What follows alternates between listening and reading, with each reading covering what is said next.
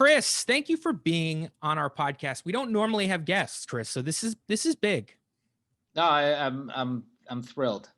I'm a big fan. I know you don't have guests. That's why I was so excited, jumped at the chance to be on this show, and of course to talk about this. I don't know if you announced the program that we did, but why don't you? I mean, this is your choice. Why don't you explain what we're watching today or what we watched? Love After Lockup, and I'm sorry, it's wrong. It's wrong. This show's wrong. Yes. Absolutely. It's bad. But I am rooting for the people getting out of jail, and I think that's the thing about this show is that you see Love After Lockup. The title, I think it does a pretty good job of explaining the show, but it's people who mostly met over online while one person's in prison and one person's on the outside. Sometimes in other seasons, it's like not exact. It's they met before they went in jail or whatever, but most it's, and the thing is that the people who are on the outside and develop the relationship with the person who is in jail is always the crazier person. Almost, I would say pretty much. I agree. They do feel like villains on some level. I will have to say that I am pulling. I've only watched one episode. We watched the first episode of the third season, which is, I think, still running, right? As we speak. You can kind of jump in at this point. We've watched Love After Lockup, a couple episodes of the first season a couple of years ago. And I always sort of am pulling for the person that is in prison to come out and just make this work and hope that it works. But the flip side of it, the people waiting outside, I couldn't be more annoyed, scared, and repulsed by these people. And it's not good. These are hurt people who are going through it or went through it in their lives. But for some reason, I can't help but gawk in the worst kind of way at those people. Well, Chris, I like that you framed it as you're rooting for the people getting out of prison, because that really does, it paints the show in a new light for me, because I was kind of watching it thinking about the people on the outside being the protagonist. But I feel there's a shift here. If you look at the people in prison as the main characters, I'm into that.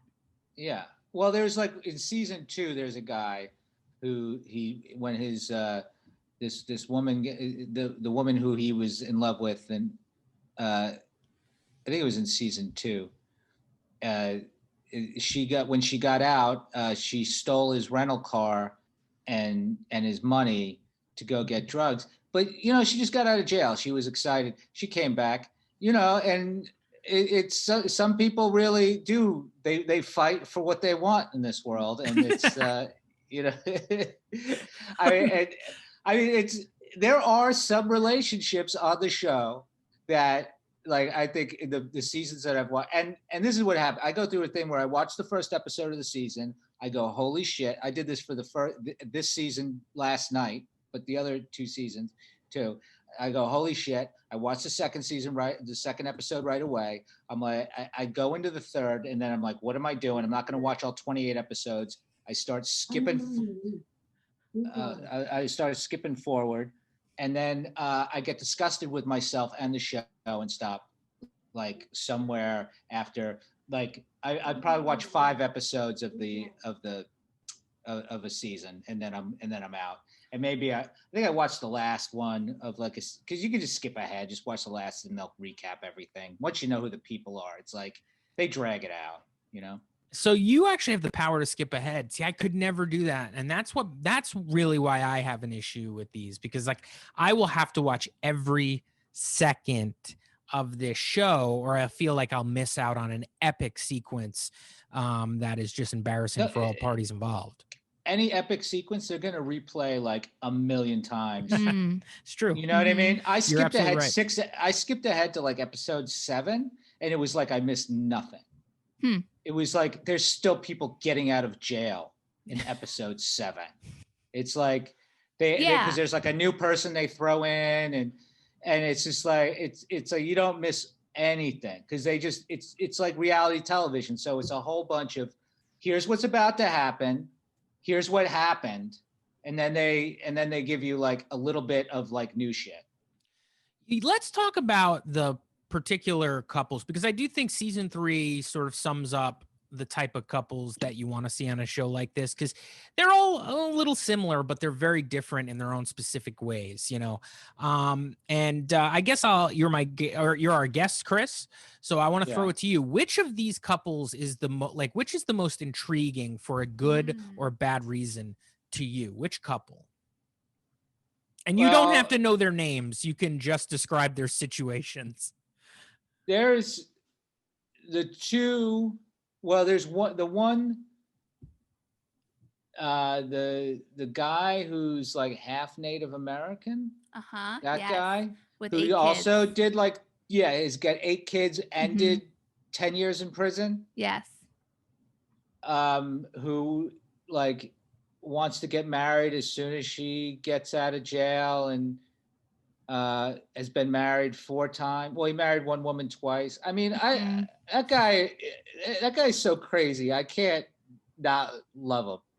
He's fucking nuts. A standout, Chris, a real standout. Now, we only watched the first episode, and what we saw there is one of the more heartbreaking things I've ever seen, which is him explaining this situation to his 18-year-old daughter, who sat there in disbelief. Yeah, but Sapphire. She also kind of got it. She's like, "This is my dad." Right. Yeah, because you know find where, out, like that other dude who's like in the thrift store with his daughter, trying to explain to her, and she's getting really upset. The one who he never saw her before, right? The mechanic. The mechanic. Oh, I don't think we saw the thrift store scene. Oh, but maybe we do that's know who episode you're 2. That's episode 2. Okay. That's episode. We I got do some. know Wow. who you're talking about. That's a teaser. We got something to look forward to there. Sean and his daughter in a thrift store. His ex-wife, or not even his ex-wife. They never were married. The daughter of, the mother of his kids. Yeah, they have 6 kids together. Yeah. Or 5. A lot of kids. Let's go back to the guy with the long hair. Yes, I have a question. But Nick Ash, loves him, by the way. Ash, you shoot first. Okay. Well, there was just a moment on the first episode where his brother comes over, and he's wearing a shirt that said like, "I survived the hamburger challenge at McKinley's" or something in Iowa. Yeah. And Nick just really, really enjoyed that. Oh, I love that because the viewing. hamburger challenge guy who wore that for his one and only appearance on national television, he didn't think this was a good idea for the guy to meet the guy in prison, the lady in prison, and marry her. So I feel like that does tell you something. Later, you find out, yes, this guy went to jail for a decade for credit card fraud or some shit like that. So it's like I kind of more understood where this dude was coming from. But how come that guy has 8 kids? I mean, I know I don't mind spoilers in this case. So like, did they go into that, Chris? Why this man has 8 kids?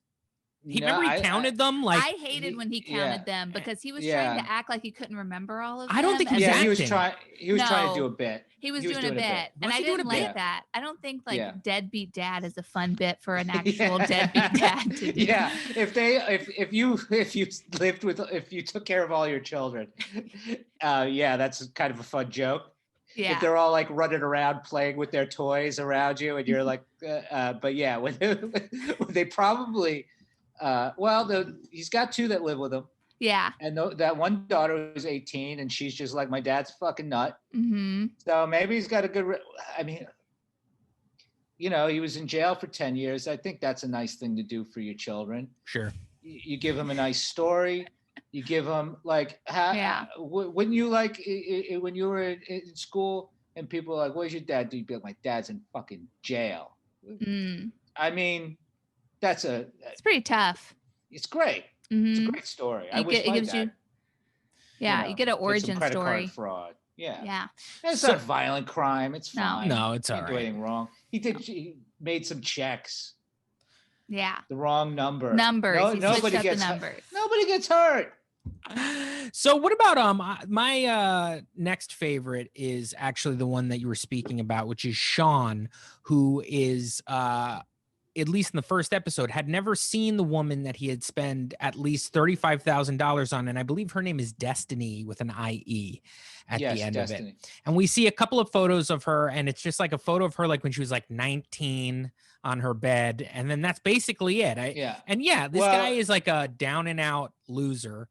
But he can toss around $35,000 and he's a mechanic. Like he doesn't have that money. He's had to he's like, I think setting himself up for, to be bankrupt or whatever. I mean, he's going to his 401k, he's moving stuff around.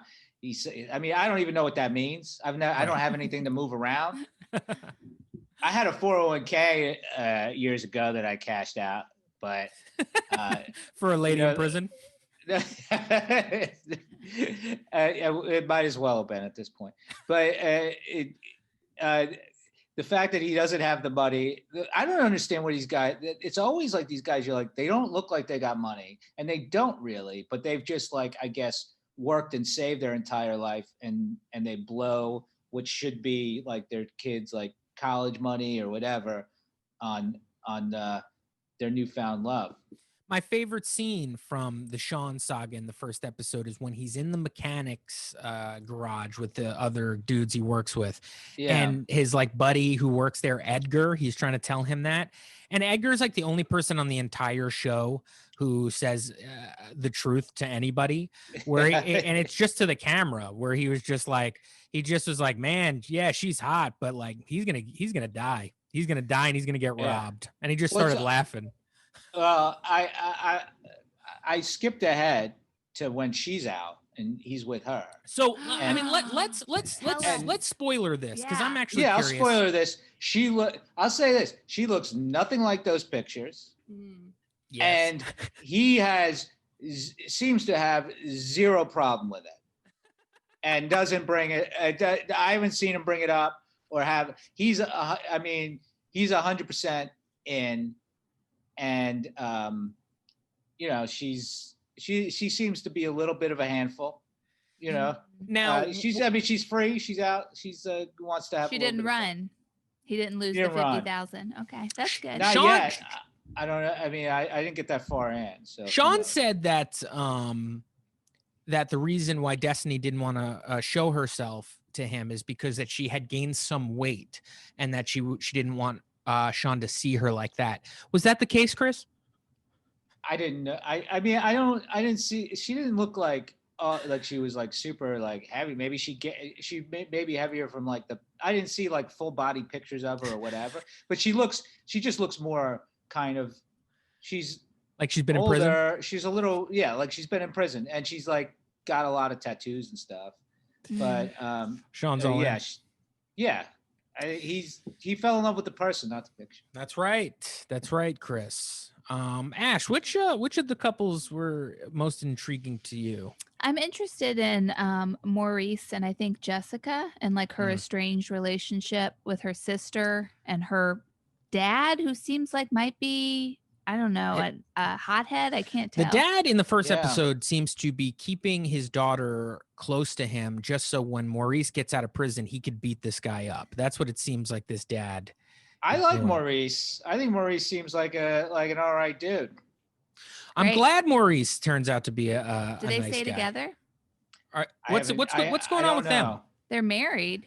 So. I haven't I have to I'm gonna have to skip ahead to kind of the season's not over yet, but I'm gonna have to skip ahead a bit to find out where everybody's at because I am curious. Do we see Did we see the sister saga play out a little bit more when you skipped ahead? No, I don't think so. No, because it was a lot.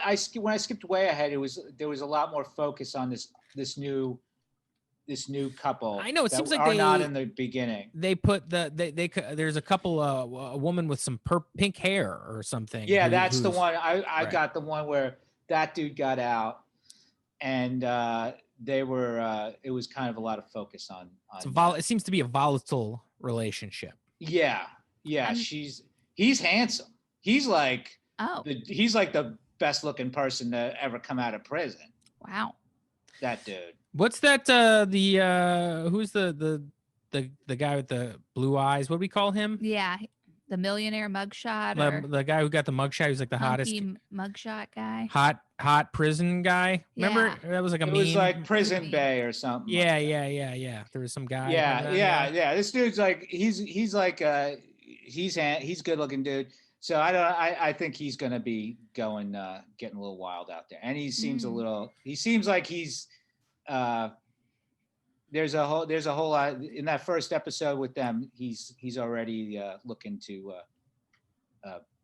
break his I don't know if it's parole or if he's just got stipulations on his release or whatever, but he's a wild child. yeah, he takes risks. He's a risk An taker. element of chaos, bringing some chaos to the show. Now there was the one guy who we saw at first, but he was just kind of getting his house where he had moved to like Mississippi for this 27-year-old woman, and he's 51. Wow, Chris, your face. I And, love the reaction you just had. I kind of felt like this guy, to me, if he was like wealthy and he's 57 and she's 27 and No, he's kinda 51. He just looks looks fucked up. haggard, and I just kind of was like, I don't mind gawking at this couple. I feel like this guy is just like, what else is he going to be doing? This seems to be a fine way to live out your later years in life, right? Just kind of chasing around your ex-convict, half your age wife, like around Mississippi and whatever hijinks this guy's gonna find himself in.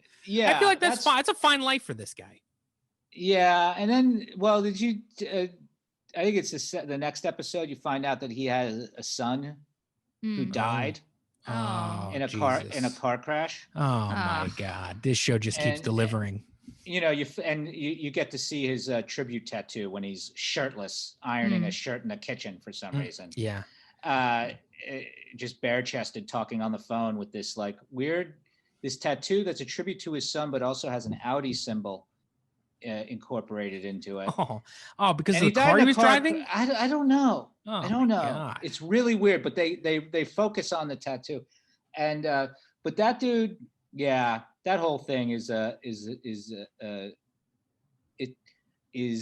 relationship. Is she a little? She doesn't show up at first. Oh, that's the thing.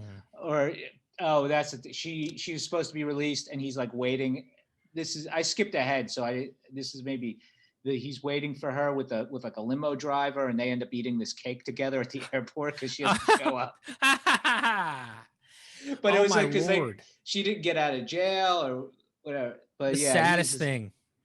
Yeah. Is she the one that was on the phone in prison and told us this was happening during the pandemic? Yes, she was the one telling us about this. Okay. So does COVID come into play? Well, it looks like none of these people have any concerns about. There is not a mask to be. I skipped ahead. I have not seen mask one. People are in stores. People are having people over. It is. I mean, they're in Iowa, they're in Las Vegas, they're in these places where, people don't believe in these things, I guess. But it is creepy as fuck to watch people just like I was getting mad at the Great Christmas Light Fight because there was like no masks in crowds. And then I found out that they shot it all last year. Okay. We watched we love that show. Mm-hmm. Me too, but you have to. Good stuff. But it seems like they're all psychotic if you think it's happening now, and you're like, "Hey, here's a big crowd of people cheering," and everybody's acting like there's no. Yeah, there should be some disclaimer. They should be. But I think they don't even want you to think about COVID for a minute while you're watching that Christmas light fight. The Christmas light fight still hosted by the tall, handsome drink of water. The Rob Delaney guy. He looks like Rob Delaney. He does look like Rob Delaney. You're right. He's the guy. He's from Trading Spaces. Oh, he is. He was one of the decorators, lead decorators from Trading Spaces for many, many years, and then he got that gig. I think to me, it kind of feels like a lateral move for him. Oh, but you're going from TLC to network prime time. I think it's a big move up. And there's another host too, a woman. They flip flop. But Yeah, I love Great Christmas Light Fight. But yeah, I don't understand what's going on with the COVID on Love After Lockup. I'm going to have to email Women's Entertainment Channel and say, how about some responsibility on this Love After Lockup? You got any other we shows up your sleeve that you've been kind of creeping around watching? No, this is the one that intrigued me the most. The other reality show that I don't know what channel it was. I think it was on A&E. Married at First Sight. Have you ever? That's Yep. I like any show where a family severely disapproves of somebody's decision and they're vocal about it. I guess that's why I like Love After Lockup and Married at First Sight, because you just get to see like parents being like, "What the fuck is wrong?" and them just saying, "Nope, nope, nope, nope." Or they at the same time, they'll be like, "Family is everything to me. That's why I'm engaged to a person I never met in prison." I think Chris would enjoy that Nail show about that family in Staten Island. Is it called Nailed It? No, that's not Nailed No. It. The hell is that show? Yeah, there's Just a show. listening to you talk about like what interests you, I think there's this show for you. Nail Boss? Nail Boss. It's about a nail salon on Staten Island. It is actually. I mean, you got me there. I believe it's on AMC. The guy who did Cake Boss is like the head producer. Is he? Yeah. That's why I'm thinking it's Nail Boss, but nailed something. Anyway. Ace of Nails. I think it's. Are you Cake Boss or an Ace of Cakes one? Where do you side? Pick a side. I guess Cake Boss. Yeah. Ace of Cakes is awful. But that guy Which Duff, one's in Baltimore? Baltimore is Ace of Cakes, I believe, because Cake Boss is in Jersey. Okay, I guess I'll go Jersey. I'll go Cake Boss. Yeah, very close to where we're podcasting right now. They have the headquarters. People would wait outside for a slice of that fondant-filled cake. Ooh, you know what? That's a good question. Have you ever been to like an establishment, like a restaurant or anything that was opened by someone on reality television? Like, have you gone to Sir? Have you gone to Sir? Unpolished is the name of the show. Oh, it's called Unpolished, Chris. Unpolished. All right. I believe you gotta give it it's on TLC. Yeah, I think you'll like it. You'll like Unpolished. There's a lot to like. If you like disapproving families over crazy fucked up relationships, plus you get to see the great accents that and the nail art is awesome. And the nail art is cool. Like the sub thing is like the girl runs her own nail art place, and all her nail art is like she puts like a satellite on your finger and it spins, and it's like, so there's like a Cake Boss element to it. But a lot more drama than that Cake Boss ever provided. Chris, do you think you're gonna knock this whole season out? I might. I'm definitely gonna go back and watch some more episodes. I am intrigued enough to. I want to see how this turns out. All right, promise us this.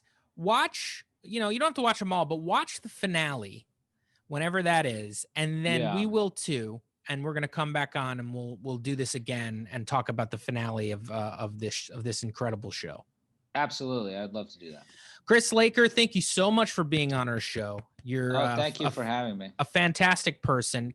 Where do you want people to look you up on the internet? What is your favorite means for people to find you? I guess just Twitter at Chris Laker.